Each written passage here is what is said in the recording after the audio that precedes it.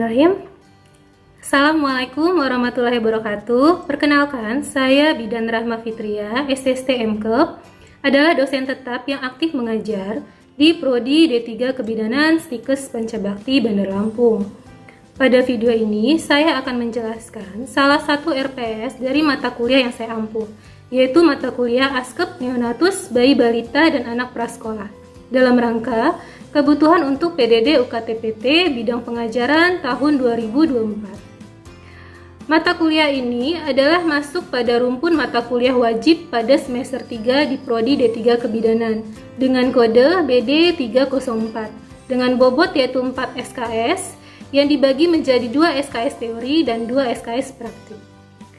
RPS mata kuliah ini adalah juga hasil pengembangan dari pelatihan Apply Approach atau AA yang saya laksanakan di tahun 2023.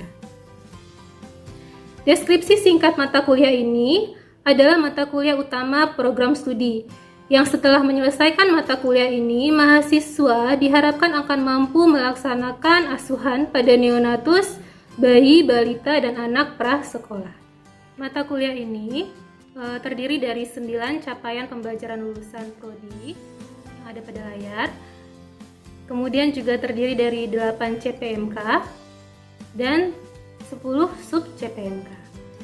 Adapun materi pembelajaran atau pokok bahasan pada mata kuliah ini terdiri dari kebutuhan dasar neonatus bayi dan balita, evidence based dalam asuhan neonatus bayi dan balita, prosedur keterampilan dasar kebidanan pada asuhan neonatus bayi dan balita, pengenalan tanda bahaya pada neonatus bayi dan balita, pemantauan stimulasi tumbuh kembang, deteksi dini komplikasi dan penanganan awal kegawat dauratan pada neonatus bayi dan balita, manajemen asuhan pada neonatus bayi dan balita, serta termoregulasi.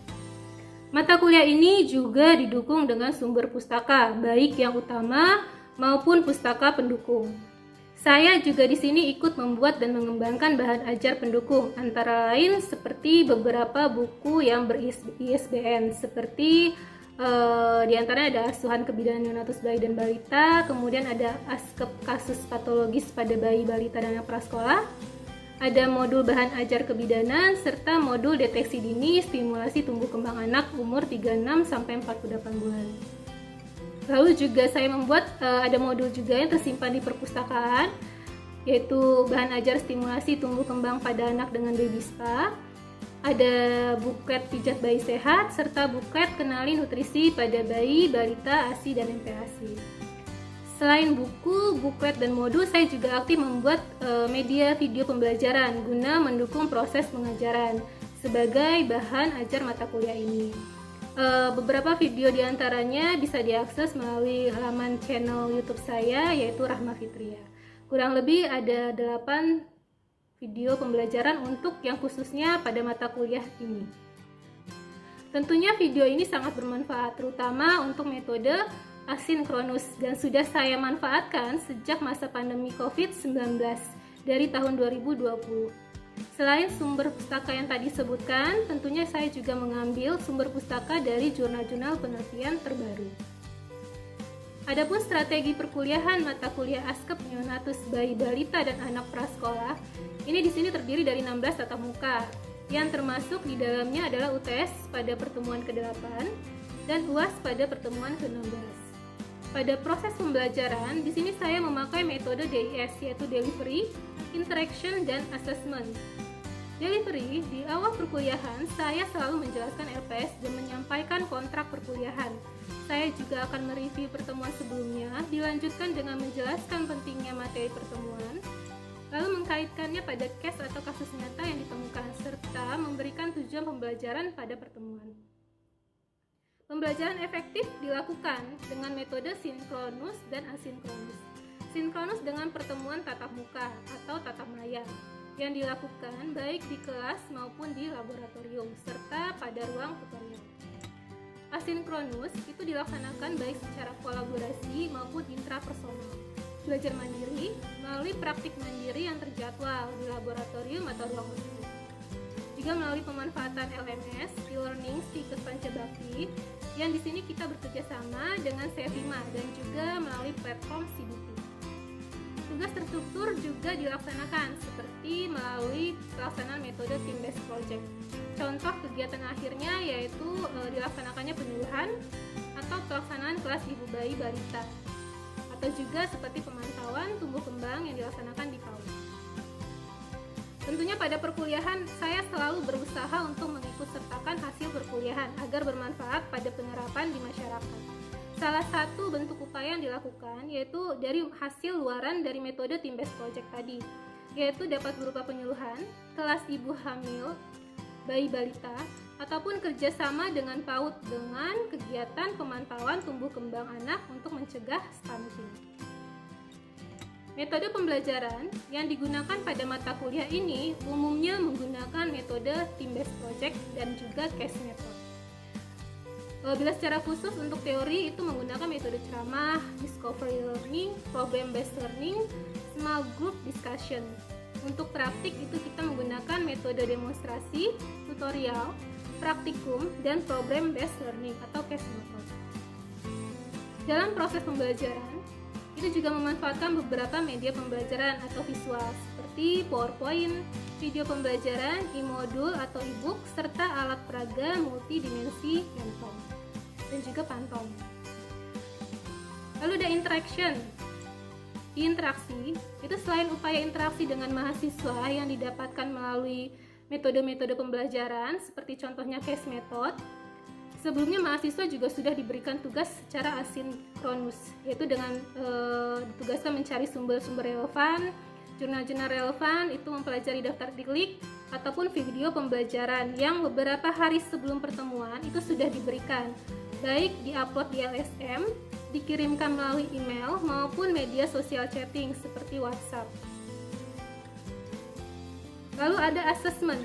Assessment di sini yaitu evaluasi yang diberikan kepada mahasiswa berupa 90% kehadiran sebagai syarat untuk mengikuti ujian akhir. Ada keaktifan diskusi di kelas juga. Lalu pemberian tugas. Di sini baik individu maupun project test dan juga ada ujian akhir. Ujian akhir untuk teori itu dilakukan tiap pertemuan berupa kuis. Kemudian ada juga ujian tengah semester, ujian akhir semester yang memanfaatkan platform dari CBT. Dengan bentuk soal kita usahakan lebih dari 60%, yaitu menggunakan bentuk vignette sebagai bentuk persiapan dan pembiasaan diri mahasiswa untuk menghadapi bentuk soal ujian kompetensi bidan secara nasional. Platform CBT juga membantu mahasiswa untuk dapat familiar dengan tampilan platform saat ujian kompetensi bidan nasional nantinya. Di ujian akhir praktik juga dilaksanakan kolaborasi dengan mata kuliah lainnya, yaitu kita melakukan penerapan praktik atau ujian praktik metode OSCE, di mana di sini juga bertujuan untuk mempersiapkan mahasiswa dalam menghadapi uji kompetensi bidan secara nasional. Untuk komponen penilaian, di sini dibagi menjadi 40% teori, 40% praktik, dan 20% team-based project. 40% praktik ini terbagi lagi menjadi 45% UTS, 45% praktik, 10% dari partisipasi aktif mahasiswa di kelas, dan juga laporan kelompok. Untuk 40% di teori, itu terdiri dari 60% ujian praktik, dan 40% praktik mandiri. Demikian hasil penjabaran dari RPS. Kemudian selanjutnya akan kita saksikan atau akan ditampilkan yaitu proses pengajaran pada mata kuliah asuhan kebidanan neonatus bayi, balita dan anak prasekolah, di mana di sini khususnya pada pertemuan keempat, yaitu tentang stimulasi tumbuh kembang bayi dengan pijat bayi sehat. Terima kasih.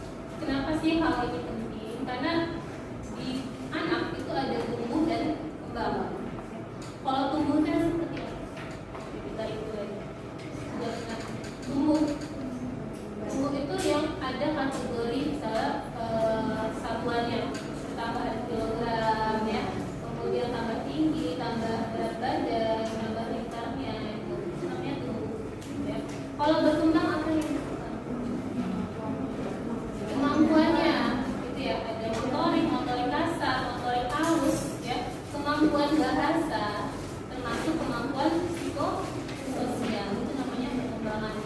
Dan yang diharapkan pada kelas ini nanti di akhir pembelajaran adalah ya, mahasiswa mampu mempraktikkan stimulasi tumbuh kembang, yaitu dengan cara pijat bayi sehat. Jadi untuk stimulasi itu sebenarnya bermacam-macam sesuai dengan umur anak. Nah, jadi apa sih indikator capaiannya ini yang harus yang saya harapkan, yang kita harapkan setelah nanti berkelas WA ini, yaitu kalian mampu menjelaskan pengertian dari pijat bayi sehat, ya, pengertiannya dulu. Kemudian apa? Tujuannya apa sih dilakukan pijat bayi sehat? Itu ya. Kemudian mampu menjelaskan manfaatnya bagaimana, manfaat bagi si ibunya, orang tuanya seperti apa, manfaat bagi bayinya apa saja. Kemudian apa lagi?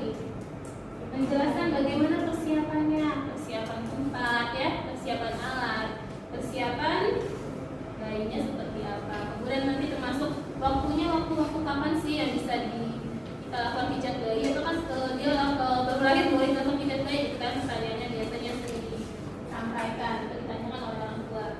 Kemudian bagaimana, nah ini nanti ya, bagaimana teknik untuk pijat bayi sehat. Ya, makanya nanti di sini ada panselnya yang sudah disiapkan. Oke, jadi nih metode kita pada hari ini, ya. Jadi setelah saya nanti menyampaikan, ya, berdiskusi kita bersama tentang yang tadi definisi sampai bagaimana manfaat, nanti akan ada demonstrasi atau tutorial bagaimana step by step melakukan pijat bayi sehat, ya. Kemudian nah ini yang kedua, ya, ada tim based project team, kalian tim besar, membuat event kelas tumbuh kembang anak yang berisikan kegiatan penyuluhan tumbuh kembang, stimulasi dengan pijat bayi sehat kepada ibu yang memiliki bayi dan balita. Kemudian bagaimana deteksi tumbuh kembang. Apa yang harus disiapkan? Jadi ini adalah tugas dalam tugas, ya. Jadi untuk kita melakukan project tadi tentunya harus kita siapkan hal-hal ini. Apa yang disiapkan? Ada lembar balik. Ini saya sudah bawa nih contoh dari lembar balik. Seperti ini ya. Ada lembar balik. Boleh yang lebih tebal lagi ini. Ini contoh dari lembar. Jadi kalian siapkan kaitannya dengan apa ya tadi? Tumbuh kembang, ya kan? Bagaimana stimulasinya? Ya, ini untuk penyuluhannya. Ini untuk media penyuluhan. Ada lagi media penyuluhannya yang harus kalian siapkan, yaitu booklet. Booklet itu seperti ini. Ya, booklet itu maksudnya adalah buku dan leaflet. Leaflet dalam bentuk besar seperti ini.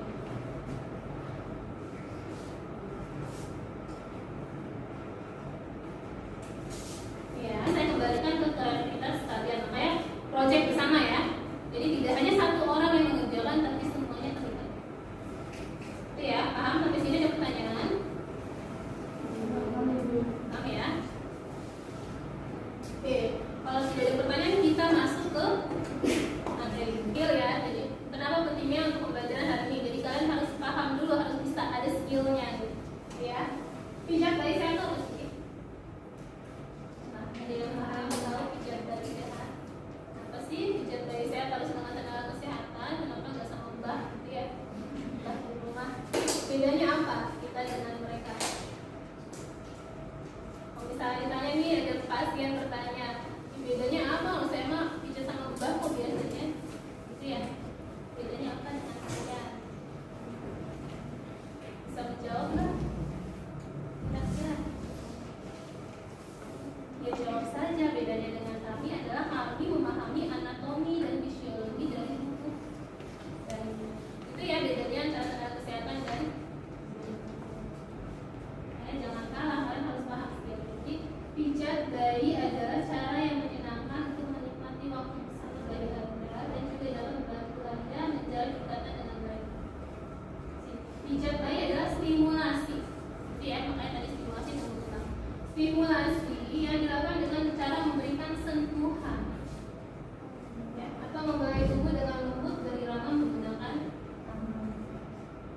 Jadi dia hanya dengan sentuhan. Jadi tekannya itu tidak tekan ya, ini bayi ya.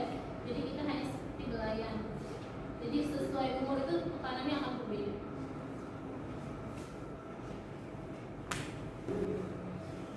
Kenapa penting? Nah, ini ada beberapa jurnal ya. Jadi kan kalau kita teori itu tidak boleh berdasar asal ya. Ada penelitian-penelitian sebelumnya yang mengatakan bahwa ini baik loh. Kenapa sih harus pijat baik? Kenapa nggak yang lain gitu ya? Karena ternyata ada beberapa nih penemuan-penemuannya. Ya. Di sini mengatakan bahwa si Lestari dan kawan-kawan ini mengatakan bahwa dengan pijat bayi sehat itu akan meningkatkan berat badan anak. Tujuannya apa? Memperbaiki pola tidur. Kita saja, ya. Kalian pernah nggak spa gitu ya? Pasti pernah ya. Nah, kita pasti pijat-pijat. Berarti abis dipijat tuh rasanya pengen tidur, iya atau enggak? Ya kan, relax tubuh kita menjadi relax. Begitu juga dengan si bayi. Jadi pola tidurnya akan bagus. Kemudian daya tahan tubuhnya juga akan meningkat. Ya. Tentunya akan membina ikatan kasih sayang bayi dan orang tua. Makanya kalau saya sebenarnya lebih senang mengajari ibunya untuk pijat bayi. Jadi dia akan ada bonding dengan si bayinya. Karena dianya sendiri yang menginjak si bayi. Ya. Merangsang saraf motorik dan merangsang fungsi. Nah ini nih bagian yang merangsang saraf motorik berkaitan dengan stimulasi perkembangan si bayi. Apa manfaatnya bagi orang tua? Coba dibaca.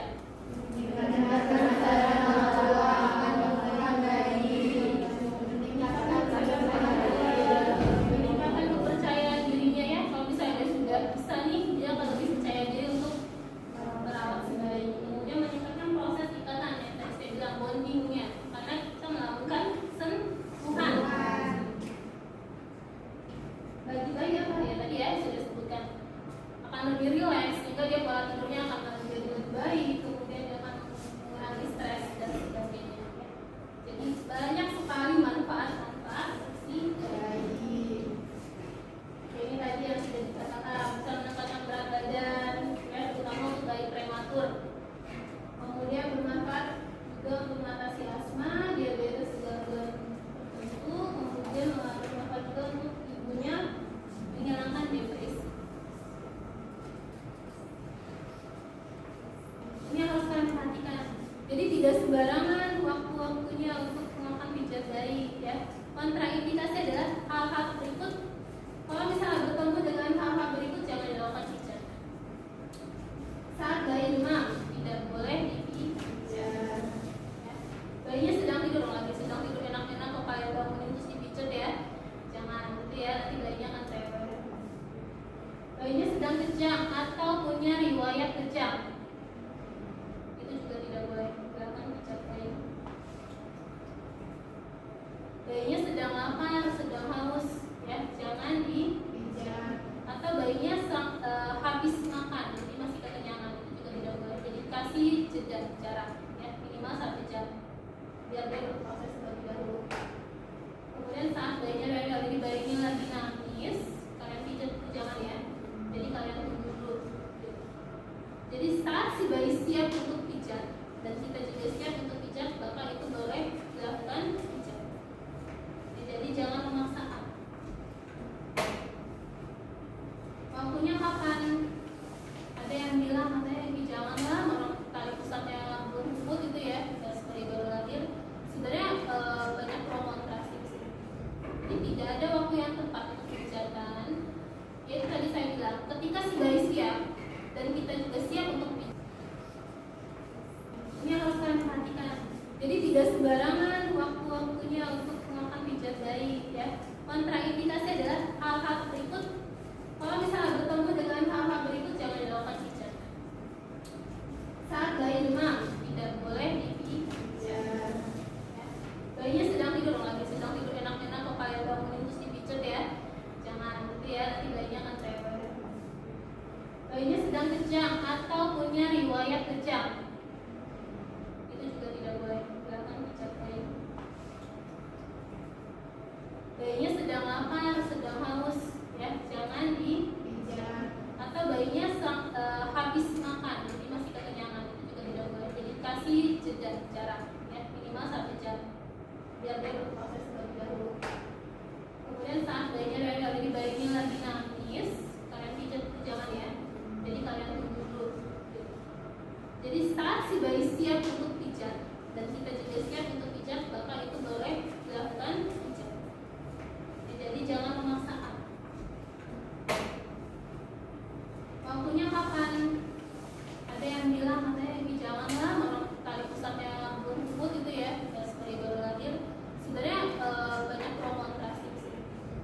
tidak ada waktu yang tepat untuk pijatan. Yaitu tadi saya bilang, ketika si bayi siap dan kita juga siap untuk pijat, silakan. Tapi tekanannya itu akan berbeda, gitu ya. Jadi gini, coba kalian pegang mata, kelopak mata masing-masing, ditekan. Nah, jangan sampai tekanan itu menyakiti mata kalian. Itu cara mengukur tekanan kita untuk si bayi. Sejauh mana? Itu ya. Kalau misalnya kalian tekanan udah sakit, berarti itu salah tekanan. Itu ya.